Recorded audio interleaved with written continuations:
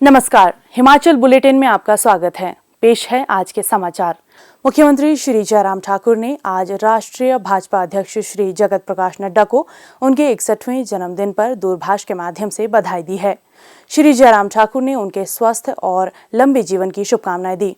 उन्होंने श्री जगत प्रकाश नड्डा को पार्टी को प्रेरक नेतृत्व प्रदान करने और जमीनी स्तर पर पार्टी को मजबूत करने के लिए प्रतिबद्धता और समर्पण के साथ कार्य करने के लिए आभार व्यक्त किया। उन्होंने कहा कि प्रदेश की जनता का सौभाग्य है कि हिमाचल का धरतीपुत्र विश्व की सबसे बड़ी राजनीतिक पार्टी का नेतृत्व कर रहा है। मुख्यमंत्री श्री जयराम ठाकुर ने आज शिमला में राज्य सरकार के वरिष्ठ अधिकारियों के साथ कोविड-19 टीकाकरण समारोह के आयोजन की तैयारियों की समीक्षा बैठक की अध्यक्षता की। उन्होंने अधिकारियों को 4 दिसंबर 2021 तक प्रदेश की पात्र आबादी को टीकाकरण की दूसरी खुराक का 100% लक्ष्य हासिल करने के निर्देश दिए, ताकि हिमाचल प्रदेश कोविड-19 के विरुद्ध पात्र आबादी के टीकाकरण का विशिष्ट लक्ष्य हासिल कर सके। मुख्यमंत्री ने कहा कि राज्य सरकार ने इस अवसर पर 5 दिसंबर 2021 को बिलासपुर में एक मेगा कार्यक्रम आयोजित करने की योजना बनाई है। इस कार्यक्रम में केंद्रीय स्वास्थ्य मंत्री डॉक्टर मनसुख मंडाविया और भाजपा के राष्ट्रीय अध्यक्ष श्री जगत प्रकाश नड्डा शामिल होंगे। श्री जयराम ठाकुर ने कहा कि राज्य की कुल 53.77 लाख लक्षित पात्र आबादी में से सरकार ने अभी तक 98% को कोविड टीकाकरण की दूसरी खुराक प्रदान करने का लक्ष्य हासिल कर लिया है। उन्होंने कहा कि यह चिकित्सकों, पैरामेडिकल स्टाफ और अन्य स्वास्थ्य कर्मियों की प्रतिबद्धता और समर्पण के कारण संभव हुआ है। मुख्यमंत्री ने सभी उपायुक्तों को इस आयोजन में अग्रिम पंक्ति के सभी कार्यकर्ताओं की सक्रिय भागीदारी सुनिश्चित करने के निर्देश दिए। उन्होंने कहा कि प्रदेश के सभी जिला मुख्यालयों में एलईडी स्क्रीन लगाई जाएंगी, ताकि सभी प्रदेशवासी इस समारोह के साक्षी बन सकें। उन्होंने कहा कि शिमला जिला में शिमला, रोहड़ू, चौपाल और रामपुर, सोलन जिला में सोलन और नालागढ़ तथा सिरमौर जिला में नाहन, पांवटा साहिब, शिलाई, राजगढ़ और सराहा में एलईडी स्क्रीन लगाई जाएंगी। उन्होंने कहा कि मंडी जिला में मंडी, करसोग, थुनाग, सुंदरनगर और जोगिंदरनगर तथा कांगड़ा जिला में धर्मशाला, पालमपुर, नूरपुर और देहरा में एलईडी स्क्रीन लगाई जाएंगी। इसी तरह कुल्लू जिला में कुल्लू, मनाली और आनी में एलईडी स्क्रीन लगाई जाएंगी। श्री जयराम ठाकुर ने अधिकारियों को इन स्थानों पर बैठने और अन्य सुविधाओं की उचित व्यवस्था सुनिश्चित करने के निर्देश दिए, ताकि लोगों को इस मेगा आयोजन का हिस्सा बनने में किसी प्रकार की असुविधा का सामना न करना पड़े।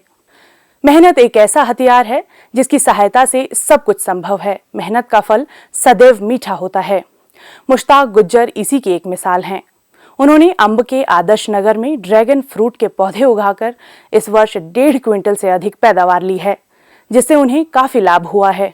शरीर को खनिज, पोटाश, कैल्शियम, एंटीऑक्सीडेंट तथा एंटी एजिंग तत्व प्रदान करने वाले ड्रैगन फ्रूट की बाजार में काफी मांग है और यह ऊंचे दाम पर बिकता है। इस फल का स्वाद स्ट्रॉबेरी व लीची जैसा होता है। यह फल जितना स्वादिष्ट है, उतना ही स्वास्थ्यवर्धक भी है।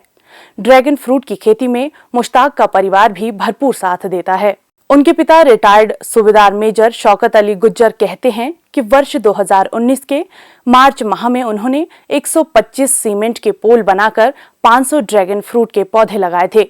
ड्रैगन फ्रूट के पौधे का औसत जीवन 25 से 30 वर्ष होता है। ऐसे में किसान को एक ही बार निवेश करना होता है। इनका लगाने का बेसिक तरीका ये है कि पहले ज़मीन को तैयार करो और करने के बाद जो है इसके खंबे लगाओ। खंबे लगाने के बाद रिंग लगाओ। रिंग लगाने के बाद प्लांटेशन होगा। प्लांटेशन में आने वाली बीमारियां ज़्यादातर इसको अपना फंगस का ही आता है और इसमें कोई दूसरी बीमारी नहीं है, जो कि एक बहुत साधारण इलाज है। अगर साल में अगर 2 स्प्रे कर दो तो ये बीमारी इसके नज़दीक भी नहीं आएगी। फल लगने का इसका यही है कि फूल आ गया, फूल आने से फल पकने तक का सितंबर से अक्टूबर महीने तक 40 दिन और उसके बाद 2 महीने के ठंडी शुरू होने के बाद 2 महीने भी लग जाते हैं। मुश्ताक ने प्रदेश सरकार का आभार व्यक्त करते हुए बताया कि ड्रैगन फ्रूट की खेती में उन्हें बागवानी विभाग का भरपूर सहयोग मिला। उन्होंने बताया कि विभाग की ओर से 80% अनुदान पर उन्हें प्रधानमंत्री कृषि सिंचाई योजना के तहत ड्रिप इरिगेशन सिस्टम प्रदान किया गया है। इसके अतिरिक्त बागवानी विभाग के अधिकारी समय समय पर आकर तकनीकी सहायता भी देते हैं। उन्होंने बताया कि उद्यान विभाग ने ड्रैगन फ्रूट के पौधे के पोषण हेतु प्राथमिक न्यूट्रिशन तथा पौधे में लगने वाली फंगस की बीमारी से बचाव के लिए कॉपर सल्फेट व चूने के घोल से बनने वाले स्प्रे इत्यादि दवाओं के बारे में जानकारी प्रदान की, जिससे काफी मदद मिली है। यहाँ पे मैं ड्रैगन फ्रूट की फार्मिंग कर रहा हूँ पिछले 2.5 साल से। तो अभी मैंने यहाँ पे अप्रोक्सीमेट 250 पोल और 1000 प्लांट लगा रखे हैं, जिसमें मेरे पास 2 वैरायटीज़ के ड्रैगन फ्रूट हैं। एक अमेरिकन ब्यूटी और दूसरा हाइब्रिड वैरायटी रेड सीमन है। रेड सीमन जो वैरायटी है उसकी ग्रोथ काफ़ी फास्ट है as compare to American beauty.